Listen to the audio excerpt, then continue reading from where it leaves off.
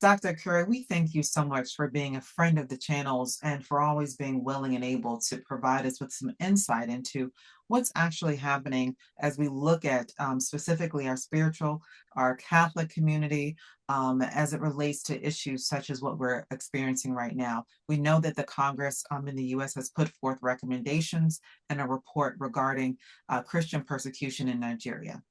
Tell us what this actually means as a priest. Tell us, what does this mean for the landscape of Christianity? And really, what is this report telling us? First, thank you for having me. I'm grateful to be always, as always, to be here. Let me start by saying that I have mixed feelings reading the report.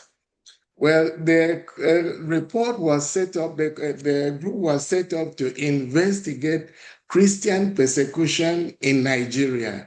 That was the aim. Of course, that's what the general public understood, to investigate about killings, about kidnappings, about the burning down of churches, not just now, but something that has gone on for a very long time.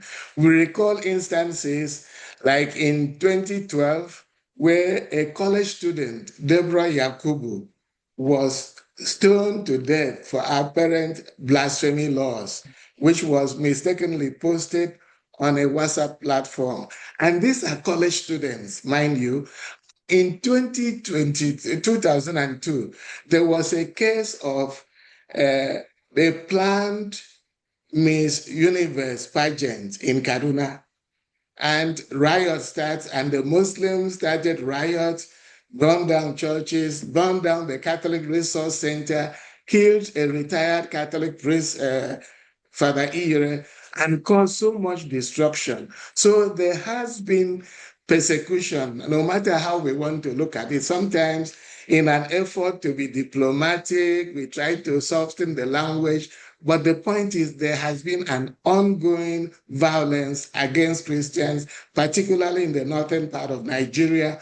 Young girls forced to marry Muslims and convert to Islam. So that cannot be denied, no matter how we want to dance around it. So when this panel was set up, we were expecting things to focus on that, which in some ways it has, about saying, okay, let's look at what is going on. Let us find ways of mitigating against this type of things. However, however, what is really embarrassing, like if I use the word for me, is throwing in economic and military cooperations inside it, enhance terrorism and counter economic cooperation, counter influence to counter influence from China and Russia. That should not belong to this report, because cooperation with China and Russia is not the reason why Christians are persecuted in Nigeria. So that should have been kept aside and out of this report, because the issue of Christians suffering persecution has been long for decades, and people are suffering. So that issue of cooperation, of economic cooperation, and it plays into the suspicions of some Nigerians from the very beginning, who said, oh, they are not really, Washington is not really after the Christians who are persecuted, excuse me, they are looking for economic opportunity. And Yes. then as we read into the document, we said, okay, bring in France and Hungary for intelligence and all of that.